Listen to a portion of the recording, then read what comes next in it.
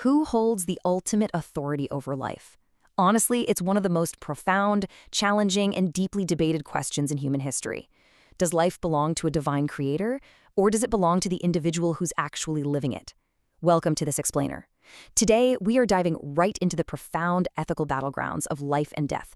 We're going to do this by comparing two highly influential, yet fundamentally different frameworks, the Christian perspective and the humanist perspective. By the end of our time together, you'll have a crystal clear understanding of how these two distinct lenses shape arguments around incredibly sensitive topics, like abortion, euthanasia, and even our treatment of animals. So here's our roadmap for this explainer. We're going to start by defining our two core worldviews. Then, we'll apply them directly to the ethics of abortion, explore the double effect principle, dive right into the euthanasia debate, and finally, we'll examine animal rights. Let's get right into it. Part 1. Foundations. Our ethical decisions don't just appear out of thin air, right? They're heavily shaped by foundational frameworks. So let's look at the starting lines of a non-religious worldview versus a religious one. We'll kick things off with humanism. A humanist is essentially someone who relies on reason, evidence, and human experience rather than religion or the supernatural. They firmly believe we can live deeply ethical lives without a belief in God. And hey, this isn't some brand new idea. It actually traces all the way back to ancient Greek and Roman thinkers like Socrates and Plato, who deeply valued critical thinking and civic responsibility. Fast forward to the Renaissance, and scholars really shifted focus to human potential, celebrating our ability to shape our own destinies. Finally, modern humanism was heavily influenced by Enlightenment thinkers and the scientific revolution. Today, their core belief is beautifully simple. We have one life, so let's make it meaningful, compassionate, and fair. Now, contrasting sharply with that is the Christian foundation, which is heavily rooted in the concept of the sanctity of life.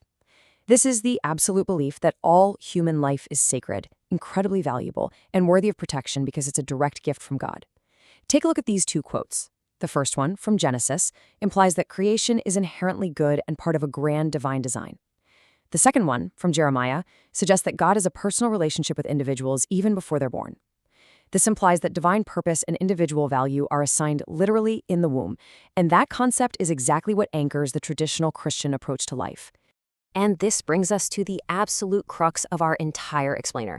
It's a massive clash of two core values. On one side, we have the sanctity of life, where life is a divine gift and therefore ultimate authority rests completely with God. On the other side, we have the humanist priority of bodily sovereignty, where the emphasis is entirely on individual autonomy, human freedom, and secular ethics. So, divine authority versus individual autonomy. Keep these two concepts firmly lodged in your mind because they are the primary battlegrounds for literally every specific ethical issue we're about to explore. Let's move to our first application of these foundational lenses. Part 2, the highly sensitive and complex ethics of abortion. Before we get into the heavy philosophy, we really need to ground this in legal reality. Abortion, which is defined as intentionally causing the premature expulsion of the fetus, was made legal in the UK back in 1968. Now, legally speaking, it's generally not allowed after 24 weeks of pregnancy, though there are absolutely exceptions for severe circumstances, like if the mother's life is in immediate danger. A totally crucial legal detail to remember here is that two doctors actually have to agree that the abortion is the right course of action, and that has to be based on physical or mental health risks to the woman or her existing children, or a substantial risk of severe handicap to the child. So, how do humanists actually view this? Well, applying their core principles, secular humanists generally advocate super strongly for bodily sovereignty. They view abortion as a moral decision that should be made using reason, compassion, and a careful look at the actual, real-world circumstances, not religious doctrine. They argue that a woman absolutely has the right to control her own body, and they place the highest priority on her physical and mental well-being, her economic situation, and her own personal autonomy. Now, let's switch our lens back to the Christian perspective. And it's important to note, this is not a monolith. It exists on a fairly wide spectrum. The Roman Catholic Church holds a very firm pro-life stance. They believe life begins at conception, which makes abortion fundamentally a sin against the sanctity of life. Evangelical Christians often take a literal interpretation of scriptures, like those quotes we saw earlier in Genesis and Jeremiah, and they advocate for the protection of life right from conception. However, the Protestant and liberal Christian views can be quite different. While they are often against abortion in principle, they might actually accept that each individual case is unique. In severe circumstances, like a direct risk to the woman's life, or in tragic cases of rape, they might argue that abortion is morally justifiable. They sometimes apply what's known as situation ethics to basically find the most compassionate outcome possible. which naturally leads us into part 3, the double effect principle. Okay, so we know the Catholic Church is strictly against abortion. But what on earth happens when a pregnancy actively threatens the life of the mother? Well, this is exactly where the doctrine of double effect comes into play. It's a very specific moral tool.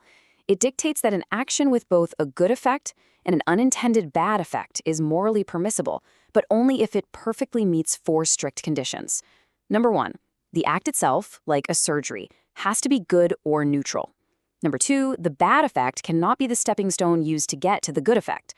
Number 3, the intention must be solely focused on the good effect. And number 4, there has to be a proportionate, weighty reason to allow that bad effect to happen at all. To really wrap our heads around this, let's ground this abstract principle in a medical reality. Think about an ectopic pregnancy, or a pregnant woman who's suddenly diagnosed with uterine cancer. These are literal, life-threatening medical emergencies. According to the double effect principle, a doctor is allowed to perform a medical procedure to save the mother's life. For instance, removing the cancerous uterus. Now, this will tragically result in the loss of the fetus. However, the absolutely crucial point for Catholic teaching here is the intention. The intention is to cure the cancer and save the mother's life, not to terminate the pregnancy. The loss of the fetus is foreseen for sure, but it is technically unintended. All right, part 4. We are now going to shift from the beginning of life to the very end of life. The euthanasia debate. This is another really intense arena where the concepts of individual control, quality of life, and the sanctity of life just fiercely collide. Let's look at the linguistic roots just to anchor our understanding of the term. The word actually comes from ancient Greek, eu meaning good and thanatos meaning death. Put them together and it translates literally to a good death, or bringing about an easy, painless end. Today, of course, it refers to the deliberate act of ending a person's life to relieve extreme suffering, typically in cases of severe terminal illness. Once again, let's look at the legal realities, specifically in the UK, where the line is drawn incredibly sharply. Active euthanasia, where a person takes a deliberate, direct action to end another's life, is entirely illegal.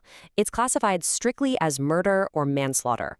However, passive euthanasia actually is legal. This includes things like the withdrawal of treatment or executing do not resuscitate orders. Basically, if keeping a patient alive is no longer in their best medical interest, especially if they are in an irreversible coma, life-sustaining measures can legally be withheld. Let's map out the major arguments here. On the for side, the humanist dignity in dying movement argues incredibly powerfully for personal autonomy. They believe terminally ill, mentally competent adults should absolutely have the freedom to choose a dignified death to avoid completely unnecessary suffering. They argue that life's true meaning comes from its quality and experience. Interestingly enough, some liberal Christians actually agree with this side, citing Jesus' compassion and arguing that keeping someone in agonizing, pointless pain violates that very mercy. Now shifting over to the against side, traditional Christians lean heavily, as you might guess, on the sanctity of life. They believe only God has the authority to give and take life, making active euthanasia effectively murder. They also point to a spiritual value in suffering, often drawing parallels to Jesus' own endurance. Furthermore, both traditional Christians and even some humanists warn of a dangerous, slippery slope. They fear that legalizing euthanasia could eventually pressure vulnerable, elderly, or disabled people into ending their lives simply out of a sense of obligation or feeling like a burden. Finally, part 5. Let's widen our ethical lens a bit. We've talked extensively about human life, but how do these worldviews apply beyond humanity? Let's look at our relationship with other species and animal rights. Let's just start with the everyday reality of the situation. Non-human animals are utilized in completely different ways than humans are. They're used in medical and cosmetic testing without any consent. They're bred and slaughtered by the millions in factory farming. They're utilized for our entertainment in circuses and racing. Their skins are harvested to make our clothing, and they're commonly used in scientific dissection. The sheer, massive scale of this utilization sets the perfect stage for a major philosophical critique. And that brings us to a really fascinating concept popularized by philosopher Peter Singer, known as speciesism. So, speciesism is the deeply ingrained belief that humans inherently hold greater moral value than non-human animals simply by virtue of being human. Singer, arguing from a strictly non-religious, humanist-aligned perspective, heavily criticizes this. He argues that this bias is essentially just arbitrary discrimination, and logically, he says it's akin to racism or sexism.